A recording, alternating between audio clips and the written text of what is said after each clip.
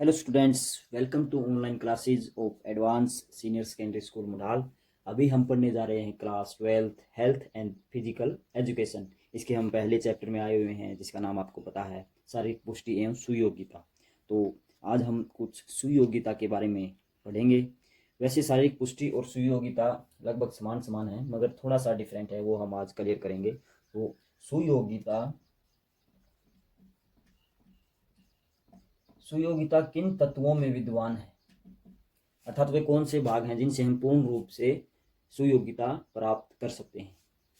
तो जो या हम इसको ये भी कह सकते हैं कि सुयोग्यता प्राप्त करने के लिए हमें शरीर शरीर के कौन कौन से भागों को सही रखना होगा, शरीर के कौन कौन से हिस्सों को सही दिशा देनी होगी। तो सबसे पहला तो आपका यही है, फिजिकल फिटनेस बोल सकते हैं इसको। तो सबसे पहला है शारीरिक पुष्टि। ये हमने पूरे लेसन में पढ़ा, शारीरिक पुष्टि को बढ़ाने के लिए क्या करना चाहिए, इसको प्रभावित कौन कौन से कारक करते हैं, इसके सिद्धांत क्या हैं, इसके उद्देश्य क्या हैं, इसका महत्व क्या है। तो काफ़ी चीज़ें हमने इस पहले चैप्टर में पढ़ी।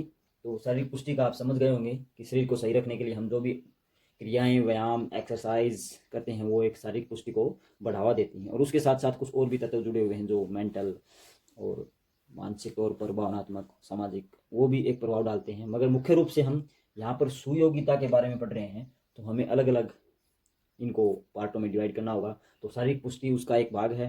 फिर सुयोग्यता को प्राप्त करने के लिए हमने ये ठीक कर लिया, तो दूसरा पार्ट हमें क्या ठीक करने की जरूरत है, आप समझ भी गए होंगे मैं क्या लिखने वाला हूँ। यहाँ पर मैं लिख रहा हूँ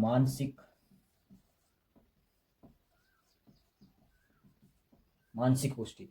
केवल शारीरिक रूप से अगर हम फिट हैं तो हम पूर्ण रूप से सुयोग्यता को प्राप्त नहीं कर पाएंगे। सुयोग्यता को आप पहले से ही जानते हैं, पूरे जीवन भर के लिए आनंदित रहना, वह एक सुयोग्यता कहती है।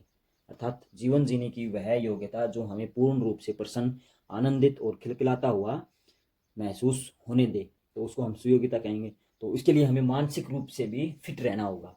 कोई भी टेंशन नहीं, मानसिक प्रेशर आजकल काफ़ी बढ़ गया है, तो उसको हम सही रूप से कैसे ठीक कर सकते हैं, योग के माध्यम से, प्राणायाम, आसन वगैरह रखकर हम ध्यान लगाकर भी मानसिक अपनी जो फिटनेस लेवल है उसको बढ़ा सकते हैं।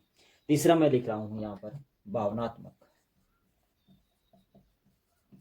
भावनात्मक पुष्टि।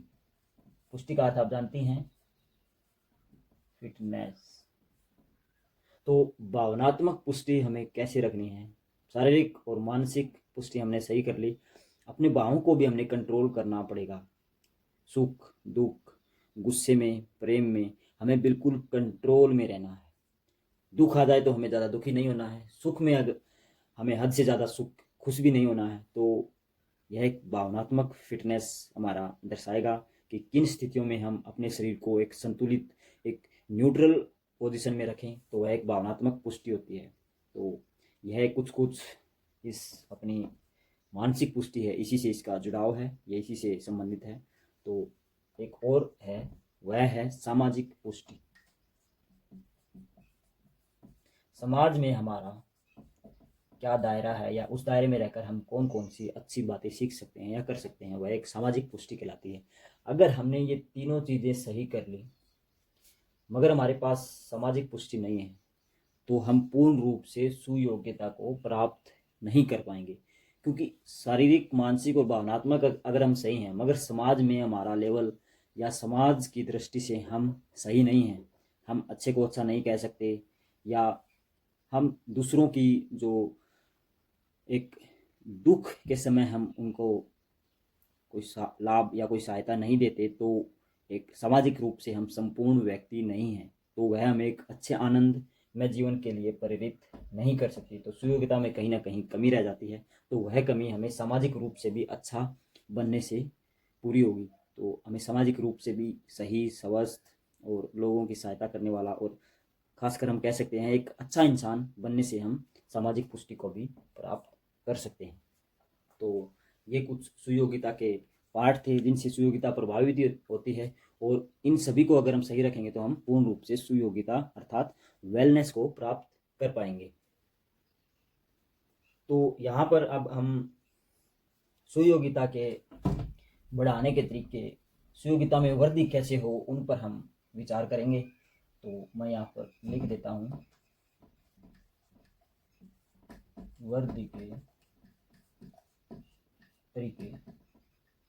तो जैसे हमने फिजिकल फिटनेस को बढ़ाने के लिए अलग अलग एक्सरसाइज, संतुलित भोजन और खेल कूद में हिस्सा लेना, वे कुछ तत्व हमने निर्धारित किए थे जिससे हम फिजिकल फिट रह सकते हैं। मगर वेलनेस में भी अगर हम बना रहना चाहते हैं या सुयोग्यता सही रखना चाहते हैं तो उसकी भी वृद्धि के कुछ तरीके हैं, उसको भी विकसित करने के कुछ साधन हैं। वो कुछ मिले जुले हैं, कुछ थोड़े डिफरेंट हो सकते हैं। नंबर 1 मैं यहाँ पर लिख रहा हूँ खेल कूद। खेल कूद क्रियाएं कर कर भी हम एक वेलनेस, सही दिशा में, खेल कूद का सीधा संबंध हमें शारीरिक रूप से फिट रखने से है। तो शरीर से अगर हम फिट रहेंगे तो सुयोग्यता का 4 पार्टों में से एक पार्ट तो वैसे ही सही हो जाएगा। तो दूसरा मैं लिख रहा हूँ यहाँ पर, खेल कूद हो गया। अच्छा भोजन कह सकते हैं या इसको पोषण भी कह सकते हैं।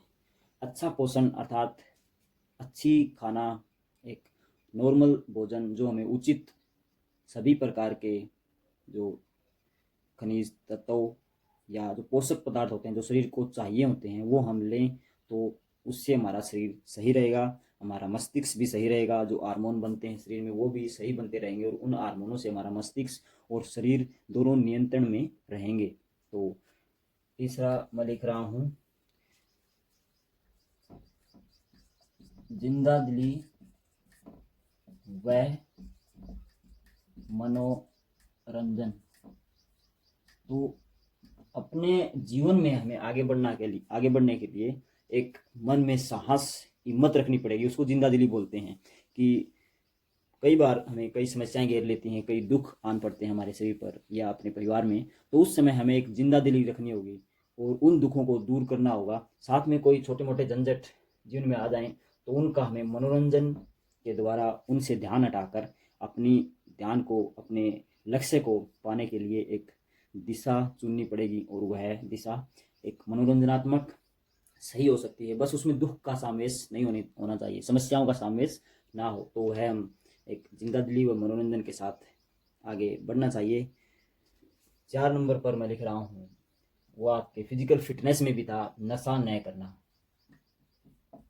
नशा न करना, क्योंकि नशा हमें कोई फ़ायदा नहीं देता या हमें नुकसान नहीं देता है, तो ये चीज़ें तो हमें छोड़नी ही पड़ेंगी। 5वें स्थान पर मैं लिख रहा हूँ नशा हमें मानसिक तौर पर और शारीरिक तौर पर दोनों तरह से दुख देता है। साथ के साथ यह जो हमने अभी पढ़ा सुयोग्यता का तीसरा पार्ट जो भावनात्मक पुष्टि है उसमें भी यह बहुत ही गड़बड़ पैदा करता है। भावनात्मक रूप से हमें यह कमज़ोर बनाता है। तो नशा बिल्कुल भी नहीं करना चाहिए। साथ के साथ जो समाज में हमारा अच्छा आचार व्यवहार या हमारा जो भी एक साख है जिसको कह सकते हैं इज्जत है, वो नशा करने से हमारी वो साख इज्जत खराब हो जाएगी। अर्थात हमारा जो सामाजिक पुष्टि का अध्याय था सुयोग्यता के अंदर लास्ट में, उसको भी यह गड़बड़ कर देता है। तो नशा जो 4 आयाम थे सुयोग्यता को सही रखने के लिए, उन सब को प्रभावित करता है या उनको सब को नष्ट करता है। तो नशा हमें नहीं करना चाहिए। अगर जीवन को सही दिशा में प्रसन्नचित मुद्रा में आगे बढ़ते हुए ले जाना है तो नशा त्यागना ही पड़ेगा। तो 5 नंबर पर मैं लिख रहा हूँ चिंता। चिंता न करना, मानसिक रूप से अगर हमें सही रहना है तो चिंता को छोड़ना होगा। चिंता एक ऐसी चीज़ है, कहते हैं जो चिता तो मनुष्य को एक बार जलाती है मगर चिंता मनुष्य को जीते जी कई बार जला देती है। तो चिंता बहुत ही बुरी है, इसको त्यागना चाहिए। चिंता करने से कोई समस्या या कोई उस समस्या का कोई भी हल हमें नहीं मिलेगा। तो चिंता करने से कोई फ़ायदा नहीं है। तो यह हमें मानसिक रूप से तोड़ने का काम करती है। तो चिंता तो बिल्कुल भी नहीं करनी चाहिए। यह हमारे हार्मोन लेवल को भी खराब करती है। हार्मोन लेवल गड़बड़ हो जाता है तो शारीरिक और मानसिक संतुलन भी खराब होने का डर बना रहता है। तो चिंता का त्याग करना है हमें अगर सुयोग्यता को प्राप्त करना है। तो इसके साथ साथ अच्छी सोच मनुष्य को एक अच्छा व्यक्ति बनने में सहायता करती है। तो अच्छी सोच रखना यह भी एक सुयोग्यता को या हमारी लाइफ को प्रसन्नचित या आनंदमय बनाने के लिए बहुत ही ज़रूरी है। अच्छी सोच, या हम कह सकते हैं इसको कि सही दिशा में सोचना, किसी के बारे में बुरा न सोचना क्योंकि वो फालतू के झंझट होते हैं। उनसे हमें कोई बेनिफिट नहीं होगा। हमारा बेनिफिट तभी होगा जब हम अपनी पॉजिटिविटी के साथ, अच्छी सोच के साथ सही कार्य करते हुए आगे बढ़ेंगे। तो अच्छी सोच रखना हमें बहुत ही ज़रूरी हो जाता है। अगर सुयोग्यता को प्राप्त करना है, अगर जीवन को सुखमय बनाना है, तो अच्छी सोच हमें रखनी होगी। तो मैंने कुछ यहाँ सुयोग्यता में वृद्धि के कुछ कारक लिखे, काफ़ी कुछ मिलते जुलते हैं अपनी शारीरिक पुष्टि से, और सुयोग्यता के बारे में भी मैंने कुछ बताए हैं। तो आप इनको अच्छे से नोट करें, इनको याद करते हैं हुए आगे बढ़ें। सुयोग्यता के बारे में हमने आज पढ़ा, बस इसका कुछ और खास नहीं दिया हुआ है आपकी बुक में, क्योंकि जो आपकी बुक का सिलेबस है वो शारीरिक पुष्टि और सुयोग्यता दोनों का मिला जुलाई रूप है। तो शारीरिक पुष्टि में अपना जो पहला चैप्टर है वो लगभग 80% कवर कर लेता है, उसको 20% बाकी है, वो हमने सुयोग्यता के माध्यम से किया। तो आप इसको अच्छे से देखें वीडियो को और समझने की कोशिश करें। Thank you.